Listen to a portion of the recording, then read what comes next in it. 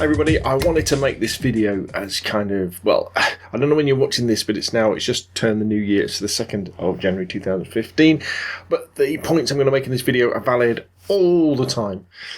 I wanted to remind everybody about the simple things that you can do to avoid getting your camera and your camera gear stolen over the next 12 months or for the rest of your lives. So without further ado, let's dive straight in. And the first one, if you just listen to this point and then turn the video off, I would be more than happy. And the first thing is, number one way to avoid getting your camera gear stolen is never, ever, ever leave your camera and your camera gear in your car. Just don't do it. It's the number one reason and the number one way that thieves steal camera gear, because they'll break into a car. Maybe you're on holiday. They'll break in just to see what's in there, and obviously cameras very, very nickable, and they'll just take it. Opportunists, or maybe they'll look through the window of your car at home or anywhere, and they'll nick it. Say you're a professional photographer and you've got kit in the boot of the car. They'll see you getting out. They know you're a pro photographer, they know you've got spare stuff in there, they'll break into the car and they'll nick it there because it's easily stolen and they know they can make good money out of it. So no matter what you do, if you go into the shops on the way home, you've been out to a photo shoot and you've got your camera bag with you, just put it over your shoulder and go into the shop. They don't mind. Even if it's for 2 minutes, take that camera and that camera bag out of the car. And if you never leave your camera and camera bag and camera gear in your car, you've avoided the biggest reason and the biggest method that you could have for having your camera gear stolen. Number two, use an older camera bag or a camera bag that doesn't look like a camera bag. This is more for when you're out and about on the street. Say something like the Lowepro Retrospective 30 doesn't really look like a camera bag. Looks like, as many of my work colleagues like pointing out to me, looks like a nappy bag. So it's great for that. So when people see me wandering around with that, as long as I haven't got my camera out, they won't think twice. They just think it's some sort of massive messenger bag. Number three, keep your camera bag in your bag with all the clips and straps done up until you need it. So with this one, make sure all the straps are done, all the zips are up.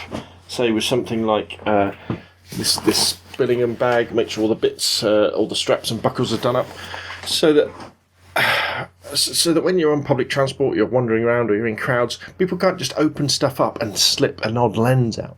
Thieves are pretty switched on these days, and they know that camera lenses are worth a lot of money as well. So they might not necessarily be after the camera body because you've got that on a strap, but they know they can slip their hand in and get a really expensive lens. Use a neck strap. My camera is there. I'm recording it, so. But, when you get your camera out, don't have one of those crappy little, fist straps they have. For neck strap, someone can have a bit of a job just to grab the camera out of my hand if I've got this on it. It's going to jerk against me. I'm going to be able to grab it, and it's going to buy me some time. Never, ever leave a bag unattended. If you're out and about in a photo shoot, or you're on holiday or something like that. If you're on public transport, you're at a restaurant, this is a really one, pop in maybe to get a cup of coffee at Starbucks, you put your bag down. What you need to do, stick your leg through the camera strap and wrap it around, so that if anybody tries to pick it up and pull it away, you're going to feel it. If you're on a bus, you're going to wrap the strap for the bag around your wrist or around your leg so that you can do it. If you're in a queue for the post office, if you're in a queue for the train station, you get to a train station in a foreign country, you're a little bit flustered, you're like, oh, where do we go, what do we do? You get in the queue, your mind's not on your camera gear.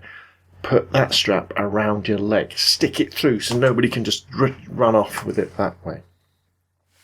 And kind of related to that as well, tip number 6, be really aware of commotions and distractions when you're out and about. This really applies to tourist destinations as well, because it's one of the best ways that thieves and pickpockets will use to get stuff. They'll start a commotion somewhere, so all your attention, is over there, and you're not thinking about the bag that's down here on your hip, and then somebody else comes along and whips your camera out or your passport or something like that. So as soon as there's a commotion or distraction, be very aware of it. At home, keep your camera gear hidden away. Don't leave it out. I know lots of people like to have their camera gear, and stuff out, like trophies, to admire it. But don't. Keep it in a bag, in the back of a closet. Maybe with some of those bags that keep things dry in with it as well, so stuff doesn't go foisty.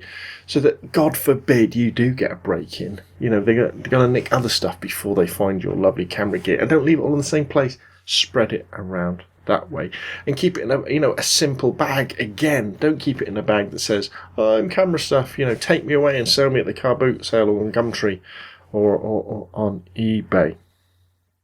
Number 8. When you go on a holiday, take your camera gear with you on the plane as carry on. It's probably some of the most expensive stuff, consumer stuff you own.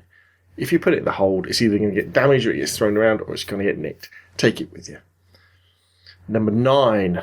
This is really important. Actually, when you're out and about on photo shoots, especially if you're on holiday, different situations, keep your camera bag at the front of you. So if you've got a strap bag, like a messenger type bag, move it round to the front. Hang it around your neck so it's round the front this way. If you're using a rucksack bag, put it on backwards. Rucksack bags are so easy, just to undo, take some stuff out, And they might not even get something expensive. They might just get something like your charger. But imagine that somebody nicks your charger while you're on holiday, or your spare batteries. You've got to buy more. You won't be able to take any photographs. So keep that rucksack on the front of you. It looks stupid, but who cares? If you've got a messenger bag, keep it on the front. And number 10, the final thing, trust your intuition. If a place looks or seems dodgy, or a situation, don't go down there. If that alleyway looks a bit dodgy, if that crowd of people who are coming toward you look a bit dodgy, cross the road. Get you and your family out of there. They'll go on to the next victim if you like. Go into that shop and, trust your instinct. Well, there we go. That's enough from me. My name's Rob. You can email me scalespeed@gmail.com. If you like the video, hit the thumbs up. Please subscribe. Put some comments down below. And hopefully we'll hang on to our camera gear. And I'll see you again soon.